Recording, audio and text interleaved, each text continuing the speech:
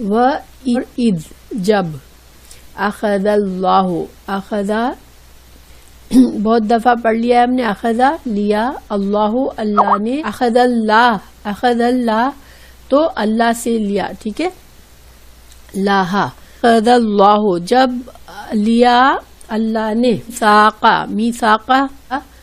میثاق جو ہے واو ساق قاف، اور میثاق کیسا وعدہ ہوتا ہے جس کو پکا کیا جائے قسم کھا کے، یعنی کہ خالی ایک تو میں کہہ دوں کہ میں آپ سے وعدہ کرتی ہوں، ٹھیک ہے، اور ہے کہ پھر انسان اس وعدے پر اللہ کی ایک دوسرے سے قسم کھا کے اس کو پکا کرے، اس کو میثاق کہتے ہیں۔ تو جب اللہ نے پکا وعدہ لیا، پختہ وعدہ لیا، یعنی کہ قسم لے کر وعدہ کیا، تو میثاقاً نبیین، انبیاء سے یا انبیاء کے بارے میں، ٹھیک ہے، یہ دو ترجمے ہو سکتے ہیں کہ ہم انبیاء کو بھی مفعول سمجھے کہ انبیاء کے بارے میں میثاق لیا۔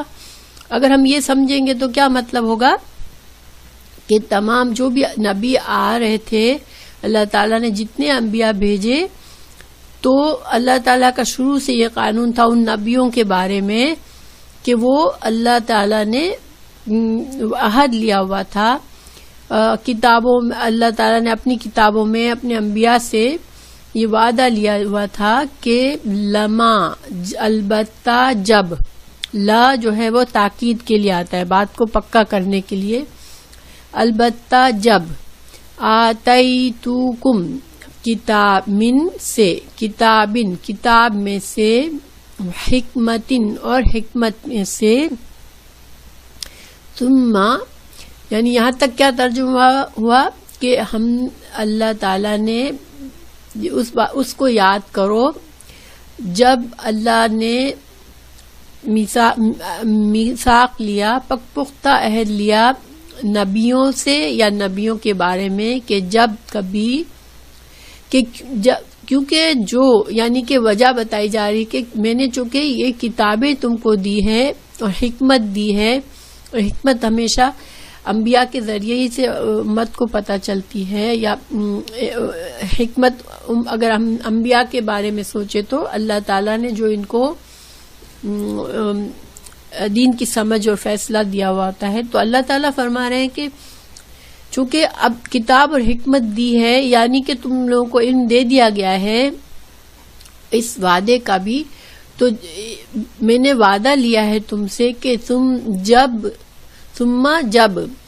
تو اس علم اور ان کتابوں کے دینے کے بعد جب جاءکم جب آئے تمہارے پاس، ٹھیک ہے، جب آئے تمہارے پاس رسول کوئی رسول، ٹھیک ہے، مصدقن جو کہ تصدیق کرنے والا ہو، لما واسطے اس کے، معاکم جو تمہارے پاس ہے، اور تمہارے پاس کیا چیز ہے، یا اللہ تعالیٰ نے پہلے ہی بتا دیا کہ کتاب اور حکمت، تو یعنی کہ جو اس کتاب اور جو حکمت میں جو بات لکھی ہوئی ہے پہلے سے، اسی کی تصدیق کرنے والا یہ رسول، دوسرا رسول آ جائے کوئی، تو پھر تم لَتُؤْمِنُنَّ تم کیا کرو گے، البتہ تُؤْمِنُنَّ تم ضرور ایمان لاؤ گے۔ اب یہ نون پر جو شد ہے نا، نون پر جو شد ہے، تؤمنون، یہ تو حمزہ جو ہے روٹ ورڈ کا ہے، ٹھیک ہے،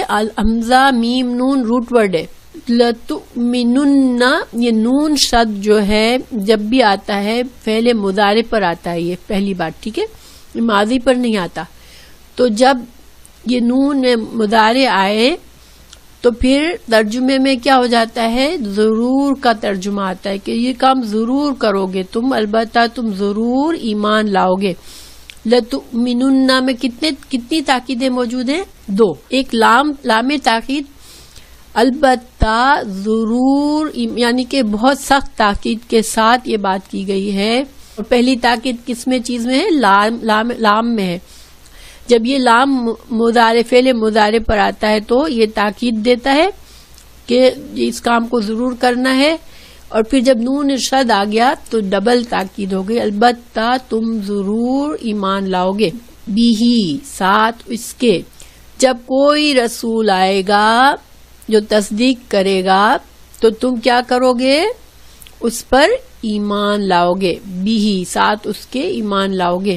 وَلَتَنْصُرُنَّهُ اور البتہ تم ضرور مدد کرو گے اس کی. کتنے دو کام کرنے کا وعدہ لیا اللہ تعالیٰ نے.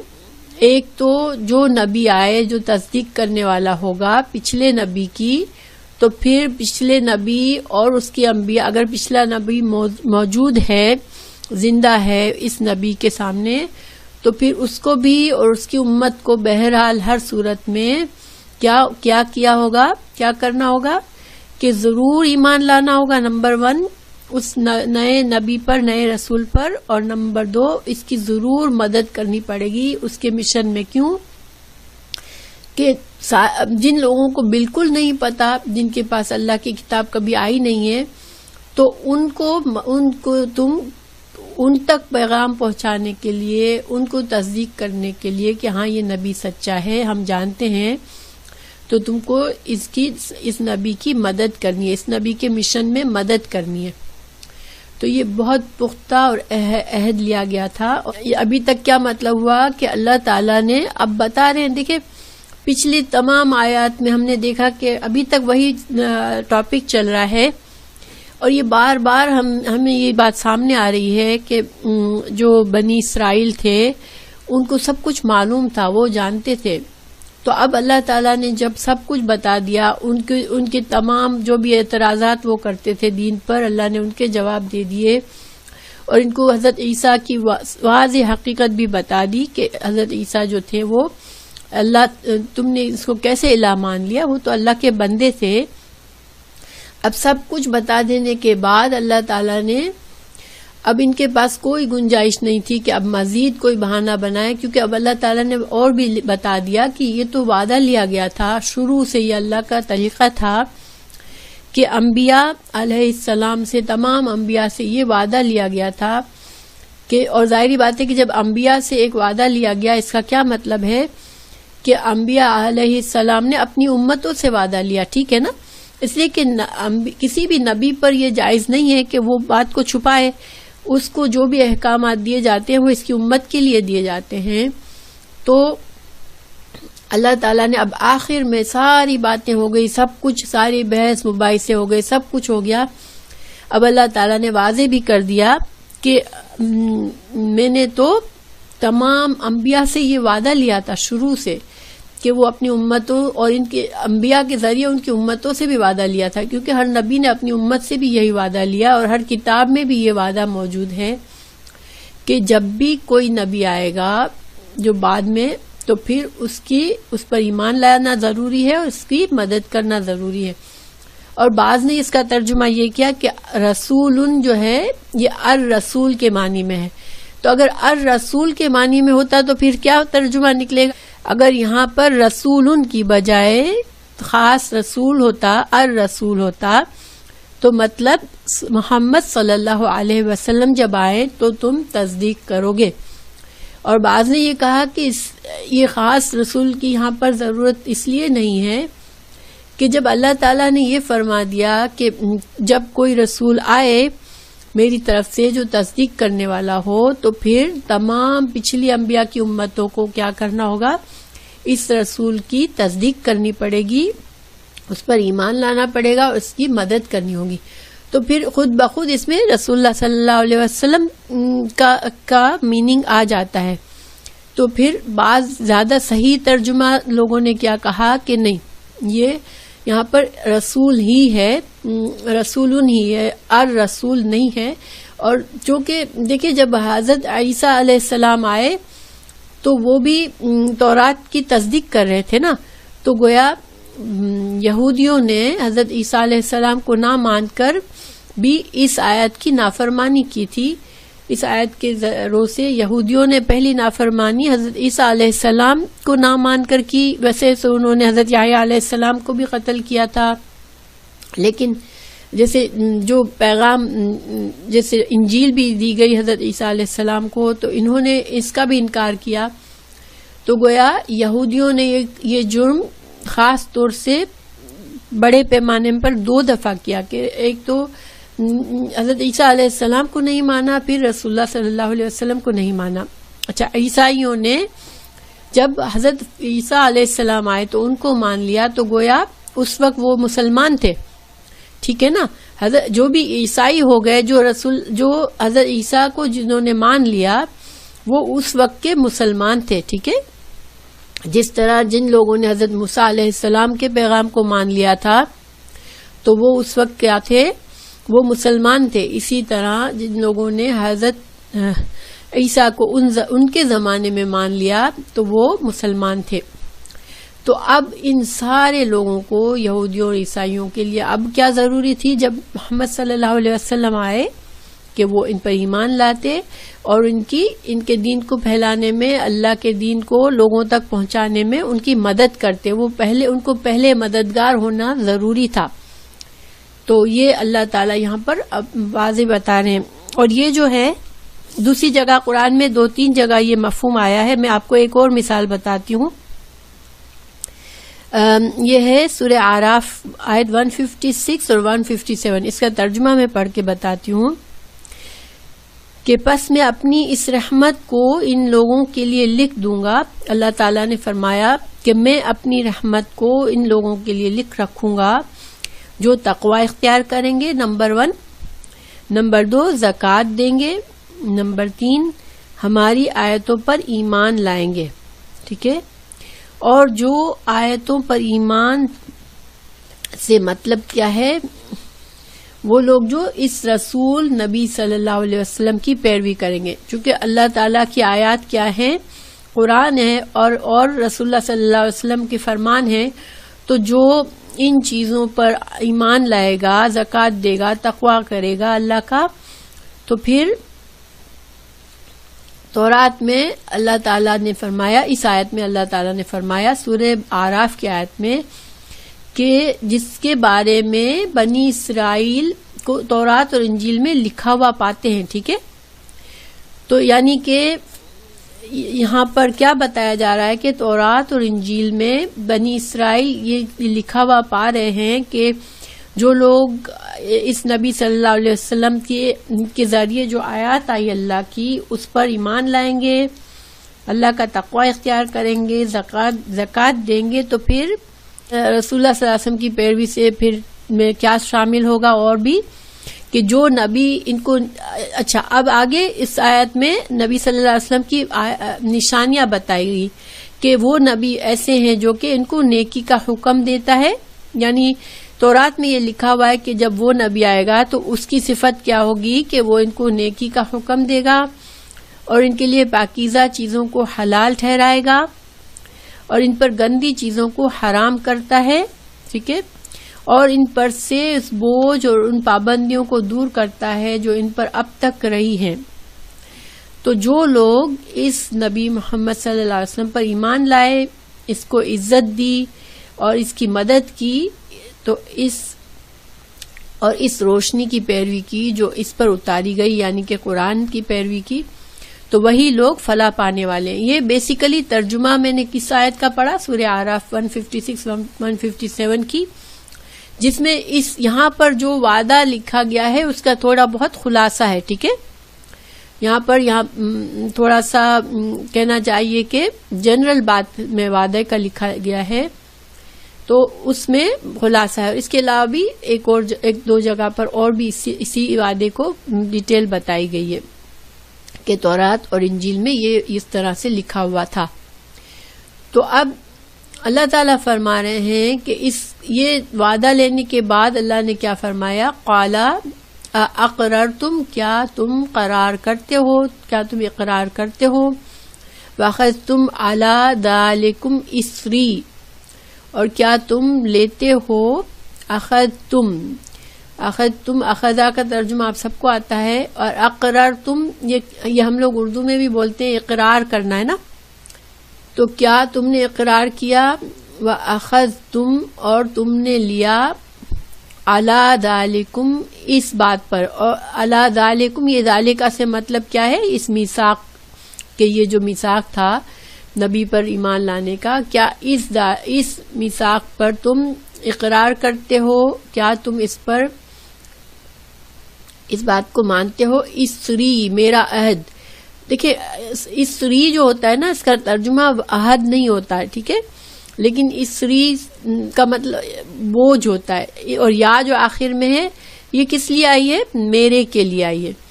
تو اسرون جو ہوتا ہے، اسرون کا ترجمہ ہوتا ہے بوجھ. لیکن عہد کو بوجھ کیوں کہتے ہیں؟ کہ یہ بھی ایک ذمہ داری ہوتی ہے نا، عہد کو پورا کرنا، اور ایک ذمہ داری کا بھی بوجھ ہوتا ہے نا، کہ انسان کے اوپر جب تک ایک ذمہ داری پوری کرنی ہے ایک طرح سے یہ بوجھ ہے. اور یہ آخر کا یا کس کے لیے ہے؟ اس سے کیا ترجمہ نکلا؟ میرا، ٹھیک ہے نا، میرا. تو اللہ تعالی نے پوچھا کہ کیا تم میرے اس عہد کو پر تم اقرار کرتے ہو؟ تو انہوں نے کیا کہا تھا اللہ تعالی سے؟ قالو، انہوں نے کہا اقررنا، ہم نے اقرار کیا.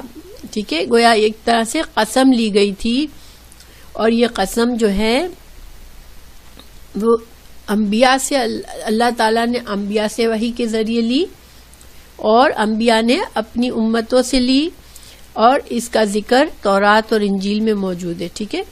قال، فرمایا، فاشہدو، اللہ تعالیٰ نے مزید کیا کہا کہ اب تم گواہ رہو. ٹھیک ہے، کتنا پکا عہد لیا جا رہا ہے، دیکھو، تم گواہ رہو، شہادہ، وَأَنَا، اور میں، معاکم، تمہارے ساتھ، من الشاہدین، گواہوں میں سے ہوں.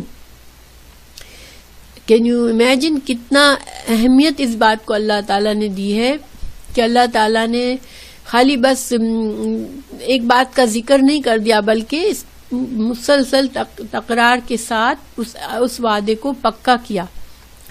تو آپ لوگوں کو شدت محسوس ہو رہی ہوگی کہ کتنی شدت سے یہ وعدہ لیا گیا تھا، اور کیوں کہ بہت اہم بات تھی کہ جب اللہ کو ماننے والے، اللہ کی کتابوں کو پڑھنے والے اگر وہ انکار کر دیتے تو دوسرے لوگوں کے لیے اس دین کو قبول کرنا بہت مشکل ہے. نئے لوگوں کے لیے نئی دین کو قبول کرنا بہت مشکل ہے، جن کے سامنے اللہ کی کتاب نہیں ہے.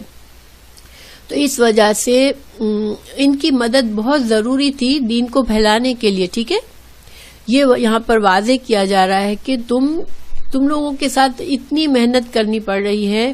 دیکھیے کتنی آیات آئی، مسلسل ہم کب سے پڑھ رہے ہیں، 81 آیات پر پہنچ گئے. کب سے ہم اس وفد کے ساتھ ساری باتیں ہو رہی تھی، ان کو ہر طریقے سے سمجھایا جا رہا تھا. اور پیچھے ہم نے سورہ بقرہ میں مسلسل کتنی آیات ہم نے یہود کے بارے میں پڑھی تھی، کہ اللہ تعالیٰ نے کتنا ان کی تمام باتوں کو کھول کے بتایا تھا. تو یہ کیوں، کبھی کبھی انسان سوچتا ہے نا کہ کیوں اتنا زیادہ ذکر ہے، تو یہ اس لیے ہے کہ یہ بہت زیادہ اہم بات تھی کہ ان لوگوں کا ایمان لانا، ان لوگوں کا رسول اللہ صلی اللہ علیہ وسلم کی مدد کرنا، یہ بہت ضروری تھا تاکہ دین اسلام کو پھیلنے میں آسانی ہو. دیکھیے آج اگر اس وقت کے یہود اور نصارہ نے اتنا اسٹرگل کر کے اتنی رکاوٹ نہ کی ہوتی تو آج اتنے یہود اور نصارہ کی تعداد دنیا میں نہ ہوتی، کیونکہ پھر ان کی اولادیں جو مسلمان ہو جاتے ان کی ساری اولادیں مسلمان ہوتی. تو آج جو ہم اتنی میجورٹی میں ان لوگوں کو دیکھتے ہیں، عیسائیوں کو دنیا میں دیکھتے ہیں اور یہودیوں کو دیکھتے ہیں، تو یہ اس لیے کہ ان لوگوں نے زیادتی کی جو ان کے جو نسلوں کے، ان کے باپ دادا اس زمانے میں تھے، انہوں نے بہت بڑی زیادتی کی تھی.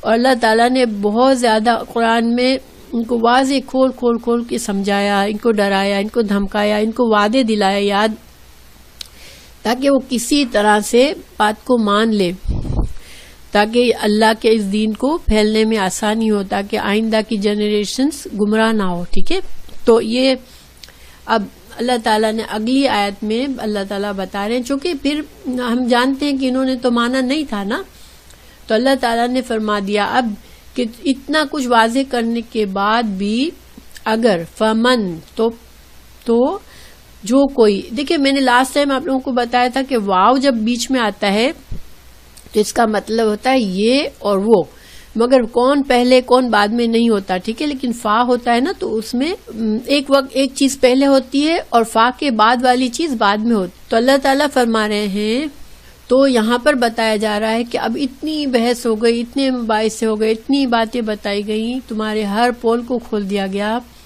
تم کو تمہارا وعدہ یاد دلا دیا گیا. اب اس کے بعد فمن تولا، تو پھر جو کوئی منہ موڑ لے، بعد ذالک، اس کے، یعنی کہ اب تو واضح ہو گیا اس وعدے کے بعد، اس پکے پختہ عہد کے بعد جس کو اتنا اہتمام کے ساتھ اللہ نے لیا تم سے، اب اس کے بعد اگر کوئی منہ موڑ لے، فاولئک، تو پھر سمجھ لو کہ یہ لوگ، وہی لوگ، ہم الفاسقون، وہ فاسق ہیں. دیکھیں یہاں پر اگر یہ ہم نہ ہوتا نا تب بھی ترجمہ یہی بن سکتا تھا کہ فاولئک الفاسقون، ٹھیک ہے، کہ وہ لوگ پھر فاسق ہیں. تو یہ ہم دوبارہ کیوں آئیے؟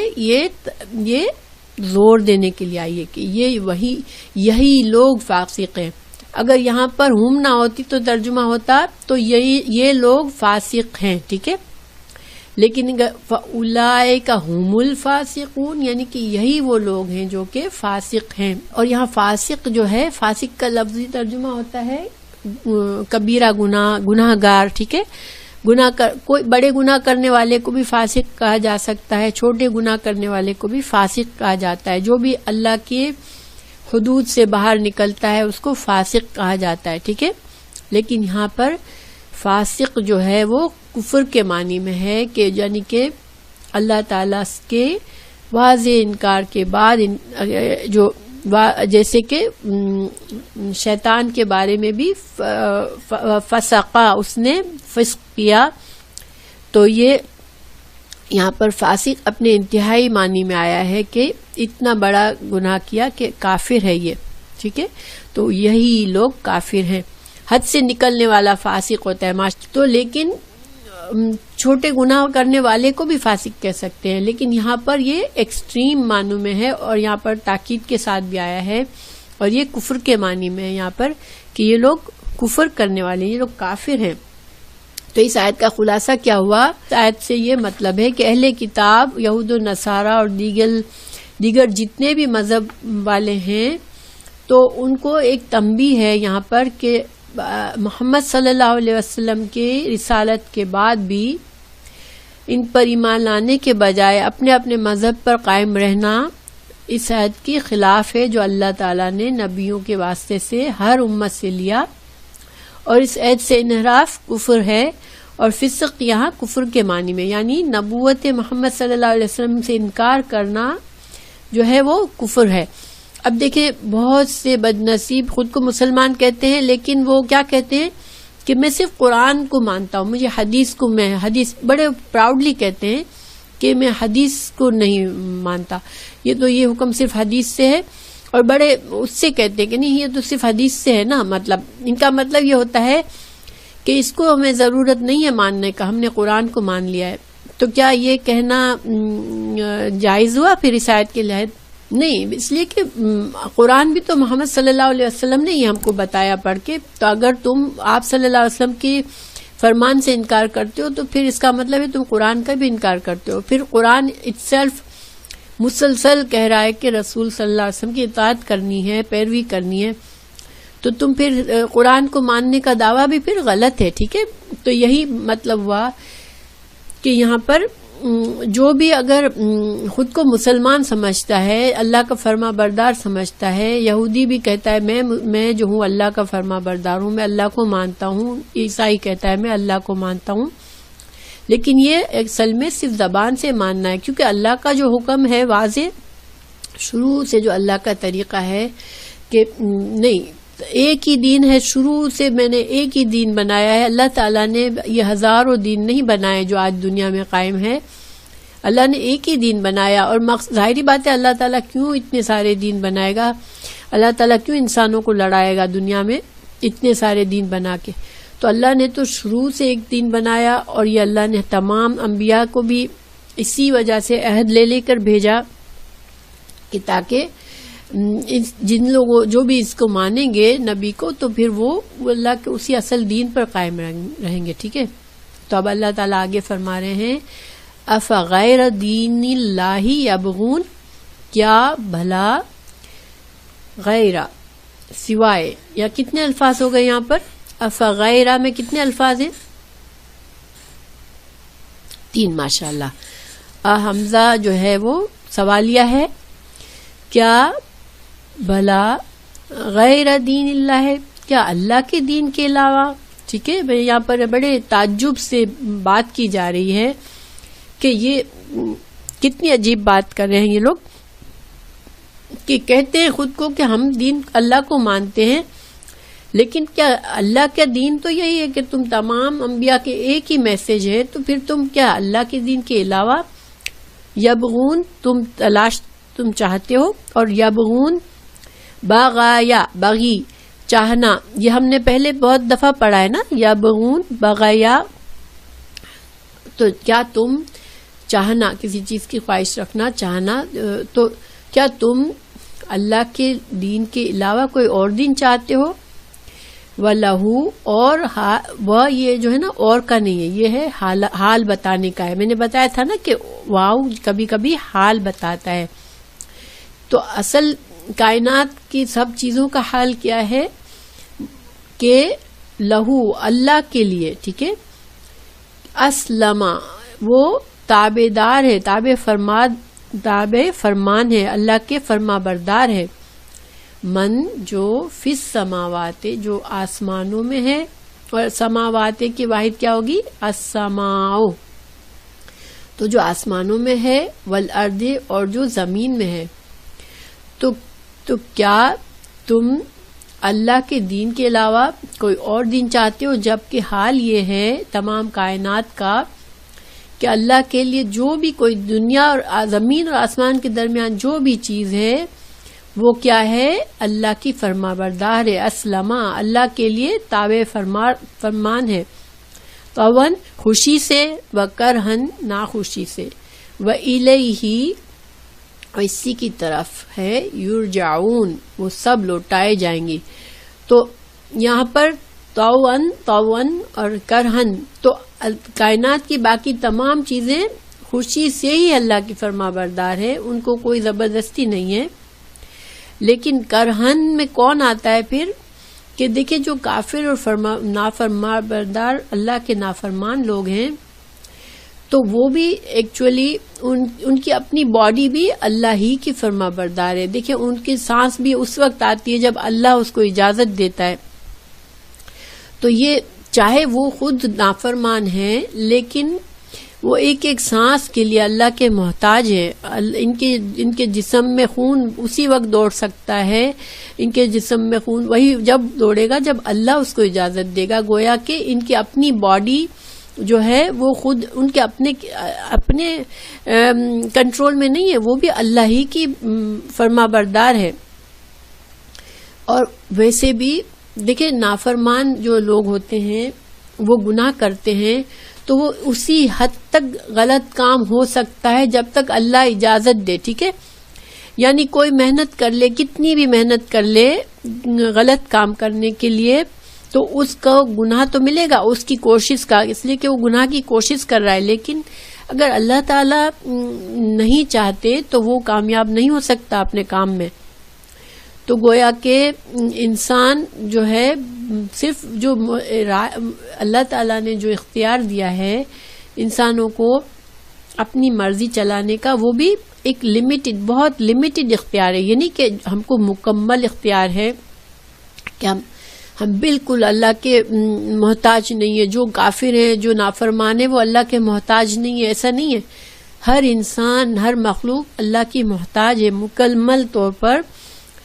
ہاں یہ ہے کہ اسے خود اتنی عقل نہیں رہتی. جب انسان نافرمانی پر اترتا ہے اللہ کی، تو اس کی عقل خراب ہو جاتی ہے، اس کو سمجھ نہیں آتی کہ میں تو خود مکمل طور پر اللہ کا محتاج ہوں، تو میں کیوں اللہ کی نافرمانی کر رہا ہوں. اور پھر اللہ تعالیٰ نے مزید آگے کیا بتایا کہ چلو دنیا میں تو تم جو کرہن تم تھوڑی بہت نافرمانی کر لو گے، اپنی ضد کر لو گے، غلط کام پہ اختیار کرو گے، تم میرے انبیاء کا انکار کر دو گے، لیکن تمہیں آخر کار لوٹنا تو میری طرف ہے.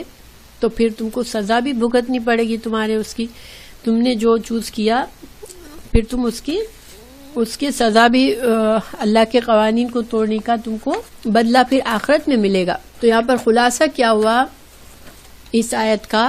تم کو سب کچھ بتا دیا. اتنا کچھ جاننے کے بعد اب بھی اگر محمد صلی اللہ علیہ وسلم کا انکار کیا تم نے تو پھر گویا وہ اللہ کے دین کا تم انکار کر رہے ہو. اور یہود اور نصارہ کیا دعویٰ کرتے ہیں کہ ہم تو اللہ کو ماننے والے ہیں نا، وہ بھی تو عبادتیں کرتے ہیں جو بھی وہ سمجھتے ہیں.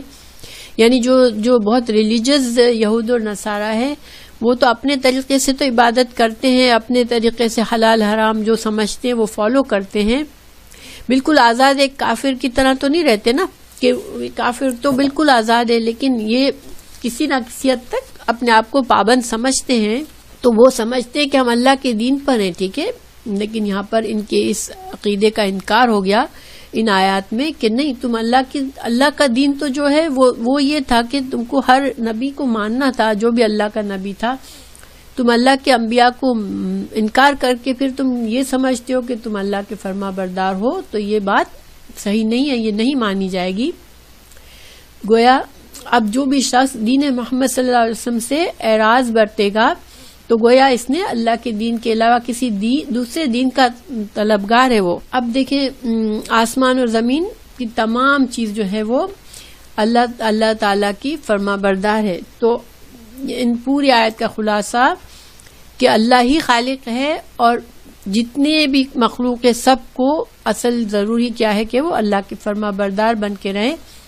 اور جو اپنی اپنی مرضی سے دین بنا لیں گے اور پھر کہیں گے کہ ہم تو دین پر چل رہے ہیں، ہم نیک لوگ ہیں، ہم جنت میں جائیں گے، آخرت میں بھی ہمیں اللہ کی نعمتیں ہی ملیں گی، تو پھر انسان کو سوچ کے یہ دعویٰ کرنا چاہیے کہ کیا واقعی میں اللہ کا فرما بردار ہوں، کہ اللہ نے جو دین کہا میں اسی پر چل رہا ہوں.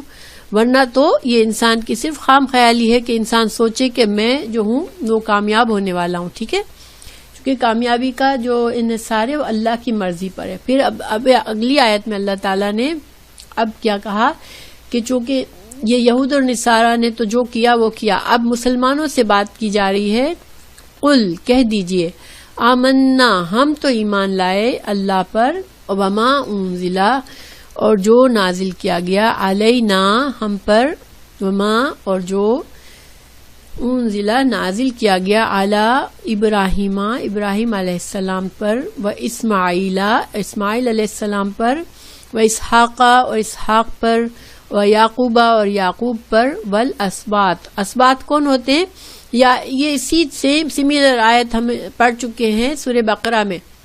تو اسباط کا ترجمہ اس وقت بھی پڑھا تھا ہم نے، اور اسی طرح سے ہم نے ایک اللہ تعالیٰ نے مسلمانوں سے کہنے کو کہا تھا، ہاں، اولاد یعقوب. تو اللہ تعالیٰ اس آیت کو دوبارہ ریپیٹ کر رہے ہیں. سورہ بقرہ میں بھی یہی مفہوم آ گیا کہ اے مسلمانوں، اے وہ جو رسول اللہ صلی اللہ علیہ وسلم کی پیروی کرنے والے ہو، تو اب تم کہہ دو کہ ہم اللہ پر ایمان لائے ہیں اور ہم تمام انبیاء پر جو بھی کچھ اللہ تعالیٰ نے نازل فرمایا ہم اس پر ایمان لاتے ہیں. ابراہیم علیہ السلام پر، اسماعیل پر، اسحاق پر، یعقوب پر، اور یعقوب علیہ السلام کے اولاد میں سے جتنے بھی انبیاء آئے ان سب پر ہم ایمان لاتے ہیں. وما اوتیا اور جو دیے گئے موسیٰ علیہ السلام اور عیسیٰ علیہ السلام اس پر بھی ایمان لاتے ہیں.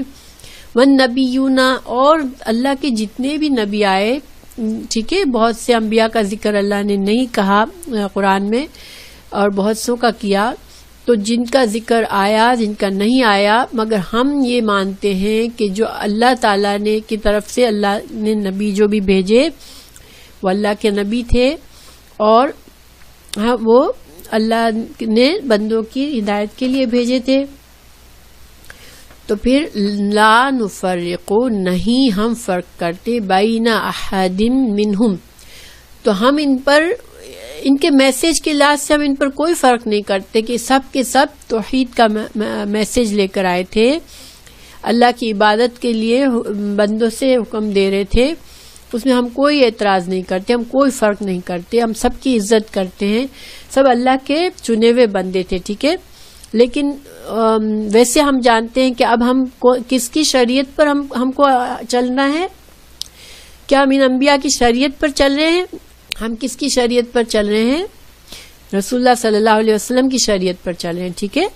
تو لیکن ہماری شریعت کا یہ حصہ ہے کہ ہم تمام پچھلے انبیاء کی تصدیق کریں کہ وہ اللہ کے نبی تھے، اور نحن لہ مسلمون، اور ہم جو ہے صرف اللہ کے فرما بردار ہیں۔ تو گویا یہ یہود و نصارہ کہتے ہیں کہ ہم اللہ کے فرما بردار ہیں، تو پھر وہ دعویٰ ان کا غلط ہے، کیونکہ اللہ کی فرما برداری کے لیے یہاں تقاضا کیا بتایا گیا کہ تمام انبیاء جو ہے ان کی تصدیق کرو، تب تم اللہ کے فرما بردار ہو، ٹھیک ہے؟ بعض لوگوں کو یہ بات سمجھ نہیں آتی کہ یہود اور نصارہ کے ایمان والے اچھے لوگ کیوں جہنم میں جائیں گے، یا کیوں وہ گنہگار ہیں۔ تو یہاں ان کا گناہ، سب سے بڑا گناہ جو ہے ان کا یہاں پر واضح ہمیں سامنے نظر آ گیا کہ چونکہ اللہ کا جو دین تھا اس کی انہوں نے انکار کر دیا، اور اللہ کا صحیح دین کیا تھا کہ تمام انبیاء صرف ایک ہی دین لے کر آئے اور تمام کی تصدیق کرو تم۔ تو اگر انہوں نے وہ بات نہیں مانی تو پھر اس کا مطلب ہے کہ وہ جس دین پر چل رہے ہیں وہ دین ان کا اپنا بنایا ہوا دین ہے، ٹھیک ہے؟ اور انسان اپنے بنائے ہوئے دین پر چل کر چاہے کتنا بھی خود کو پرہیزگار اور نیک سمجھ لے، لیکن وہ پھر اللہ کے ہاں قابل قبول نہیں ہوگا، کیونکہ دین ہماری عقل کا نہیں ہوتا ہے، ٹھیک ہے؟ اچھا، اب اگر ہم یہ اسی کو سوچے تو آج ہم امت مسلمہ میں بھی جو اتنے سارے اختلافات ہیں، اتنے گروپ بنے ہوئے ہیں، اتنے مختلف قسم کے فرقے ہیں، تو ہم اسی پر ہم سوچ سکتے ہیں کہ جب اللہ کا ایک ہی دین ہے، اللہ تعالیٰ خود فرما رہے ہیں کہ میرا دین تو ایک ہی ہے، تو پھر یہ کیسے ہو سکتا ہے نا؟ تو اللہ تعالیٰ آپ دیکھیں آگے مزید اس بات کو کہہ رہے ہیں کہ ومن، اور جو کوئی یبتغی، جو تلاش کرے گا، جو چاہے گا، غیر الاسلام، اسلام کے علاوہ، دینن، کوئی دوسرا طریقہ، کوئی اور دین، فلن، تو ہرگز نہیں، یقبل، قبول کیا جائے گا، منہ، اس سے، یعنی کہ تم چاہے خود کو کتنا ہی نیک سمجھ لو، اگر تم نے کوئی اور دین اختیار کر لیا ہے یا اللہ کے دین کے اندر کوئی تبدیلی کر لی ہے، تو پھر کیا قبول کیا جائے گا؟ اس آیت کی روح سے کیا دین اسلام کی جو شکل رسول اللہ صلی اللہ علیہ وسلم لائے، کیا اگر آج بہت سے لوگ کہتے ہیں کہ ہم اللہ کے نیک بندے ہیں، ہم مسلمان ہیں، لیکن انہوں نے صحیح دین کو فالو نہیں کیا ہے، تو پھر کیا وہ اللہ کے دین پر پوری طرح سے ہونے کا دعویٰ کر سکتے ہیں؟ یا ان کو ضرورت کیا ہے کہ وہ دیکھیں کہ اللہ کا دین ہے کیا اصل میں، ٹھیک ہے نا؟ انسان صرف یہ سوچ لے کہ میں تو صحیح دین پہ ہوں، خالی انسان کی عقل پر دین کا انحصار نہیں ہے، دین کا انحصار صحیح علم پر ہے، قرآن اور حدیث پر ہے، اور اگر جب تک تم نے صحیح دین نہیں سیکھا، صحیح دین پر نہیں چلے، تو تم پھر ایسا نہ ہو کہ تم کہیں غلط فہمی میں ہو اور تم جو ہے وہ غلط راستے پہ چل رہے ہو، کیونکہ اللہ تعالیٰ نے صاف واضح کہہ دیا کہ اسلام کے علاوہ کوئی دین اگر تم چاہتے ہو، تو کوئی بھی اگر انسان اسلام کے علاوہ کوئی دین چاہتا ہے تو وہ قبول نہیں کیا جائے گا، وَهُوَ فِي الْآخِرَةِ مِنَ الْخَاسِرِينَ، اور وہ آخرت میں خسارہ پانے والوں میں سے ہوگے۔ دیکھیں سورہ کاف کے 103 آیت میں اللہ تعالیٰ فرماتے ہیں کہ آؤ تمہیں بتائیں کہ سب سے زیادہ خسارہ پانے والے لوگ کون ہوں گے دنیا میں، کہ زندگی میں ان کی ساری محنت ضائع ہو گئی، ٹھیک ہے؟ یعنی انہوں نے اپنی طرف سے جو نیک کام سمجھ کر نیک کام کیے، وہ اگر دیکھیں انسان جو گناہ کرتا ہے نا، اس کو تو امید ہی نہیں ہوتی نا، اس کو پتا ہوتا ہے کہ مجھے کیا بدلہ ملنا ہے، میں تو دنیا میں ہی بس جو فائدہ اٹھا لوں، مجھے آخرت میں دیکھا جائے گا۔ لیکن جو لوگ ایسے کام کرتا ہے، سمجھتا ہے وہ میں بہت نیک کام کر رہا ہوں، میں بہت ہی زیادہ پائس پرسن ہوں، لیکن خدا نخواستہ وہ آخرت میں ایسے بندے کے پاس آخرت میں پتہ چلے کہ لو تم تو اللہ کے دین پر چل ہی نہیں رہے تھے، تو تمہارے تو اعمال ضائع ہو گئے، کیونکہ سورہ کاف میں کیا کہا جا رہا ہے کیا تمہیں سب سے زیادہ خسارہ پانے والے لوگ کون ہیں؟ اس کا بتائیں کہ وہ دنیا میں زندگی میں وہ ساری کی ساری محنت ان کی ضائع ہو گئی اور سمجھتے رہے کہ وہ اچھے عمل کر رہے تھے، اور یہ وہ لوگ ہیں جو اپنے رب کی ملاقات کا انکار کرتے رہے، ان کا ٹھکانہ جہنم ہے، انہوں نے میرے رسولوں اور میری آیت کو مذاق سمجھا تھا۔ یعنی کہ کیا کہا جا رہا ہے کہ دین کا معاملہ سیریس ہے، کوئی مذاق نہیں ہے۔ جب اللہ تعالیٰ نے اتنے انبیاء بھیجے، اللہ تعالیٰ نے اتنا کھول کھول کے دین کو بیان کیا، اس کے بعد لوگ اگر اپنی اپنی مرضی کے دین بنا لیں گے تو دنیا میں فساد ہوگا، دنیا میں کبھی بھی پیس نہیں قائم ہو سکتا اس طرح سے۔ اور آج سب سے بڑی فساد اور کتنی سیڈ بات ہے کہ مسلمان کے ملکوں میں کیا حال ہو رہا ہے کہ مسلمانوں کو مار رہے ہیں، اور مسلمان کے جان مال عزت آبرو کچھ بھی سیف نہیں ہے۔ ایک مسلمان کی 5 چیزیں اللہ تعالیٰ نے کہا کہ 5 چیزیں حرام ہے دوسرے مسلمان پر، اس کی جان کی حرمت ہے، اس کی مال کی، اس کی عزت کی، اس کے دین کی، اس کی عقل کی۔ آج دیکھیں کہ مسلمان کے حد سے مسلمان کی یہ ساری چیزیں خسارے میں پڑی ہوئی، اور یہ کیوں کہ ہر کوئی یہ سمجھتا ہے کہ میں جو جس دین پہ ہوں وہ سچے دین پہ ہوں، میں صحیح ہوں، لیکن اللہ تعالیٰ فرما رہے ہیں کہ نہیں، میرا دین صرف ایک ہی ہے اور وہ شروع سے ایک ہی ہے۔ تو یہود اور نصارہ اب تو کوئی نبی نہیں آنا، اب یہ جو وعدہ ہے اب کہ آگے کوئی نبی آئے تو اس کی تصدیق کرنی ہے، تو اب محمد صلی اللہ علیہ وسلم کو حدیثوں میں قرآن سے ہمیں پتہ چل گیا کہ اب آپ صلی اللہ علیہ وسلم آخری نبی ہے، اب کوئی نبی نہیں آنا۔ تو اب ہماری کیا ذمہ داری ہے کہ آپ جو دین کی خالص ترین شکل ہے جو آپ صلی اللہ علیہ وسلم لائے، ہم کم از کم جد و جہد کریں، کم از کم کوشش کریں کہ ہم اس خالص شکل کو پہچان سکیں، تاکہ ہمارے اعمال لا علمی میں ضائع نہ ہو جائے۔ ٹھیک ہے، انشاءاللہ ہمیں یہ کرنا ہے۔ اور یہ کب ہوگا؟ یہ بلا وجہ بغیر محنت کے، صرف ہم مسلمان کے گھر میں پیدا ہو گئے تو ہم سمجھ لیں کہ ہم مسلمان ہیں، تو یہ اس عقیدے سے نہیں ہو جائے گا، کیونکہ ہر مسلمان کو اللہ نے عقل دی ہے، ہر انسان کو عقل دی ہے، اور ہر انسان کو زندگی میں مہلت دی ہے، وقت دیا ہے۔ تو اگر ہم دنیا کے لیے اچھی زندگی کے لیے اتنا اسٹرگل کرتے ہیں، اتنا علم حاصل کرتے ہیں کہ ہم جاہل نہ رہ جائیں اور دنیا میں ہماری زندگی بیکار نہ ہو، تو پھر کیا آخرت کے فائدے اور آخرت کی کامیابی کے لیے ہمیں اگر دین کا صحیح علم حاصل کرنے کے لیے کیا محنت کرنا ضروری نہیں ہے؟ کیا دین کے صحیح علم حاصل کرنے کے لیے اللہ تعالیٰ نے تو فرض رکھا ہے ہم پر کہ ہر مسلمان کا فرض ہے کہ وہ دین کا علم حاصل کرے۔ یہ کوئی معمولی بات نہیں ہے کہ تمہاری مرضی آئے تو تم محنت کرو، ورنہ تم کو کوئی ضرورت نہیں ہے کہ اتنی تم اپنی جان مارو۔ ٹھیک ہے، کہ بعض لوگ تھک جاتے ہیں نا کہ یہ میری زندگی میں بہت پریشر ہے اور میں مزید سیکھنے کا، لیکن جب تک آپ دین کو سیکھیں گے نہیں، جب تک دین کی صحیح شکل ہمارے سامنے آئے گی نہیں۔ کیوں کہ صدیوں کی، اتنے سالوں کی راستہ جو ہے وہ ہمارا اصل راستے سے آہستہ آہستہ ہٹ جاتا ہے، اور اگر جب تک خاص اسٹرگل کر کے ہم نہیں پہنچیں گے صحیح راستے تک، جب تک ہم سکون سے، اطمینان سے بھروسہ کر کے نہیں بیٹھ سکتے کہ نہیں ہمیں تو صحیح دین آتا ہے، ہمیں کوئی ضرورت نہیں ہے۔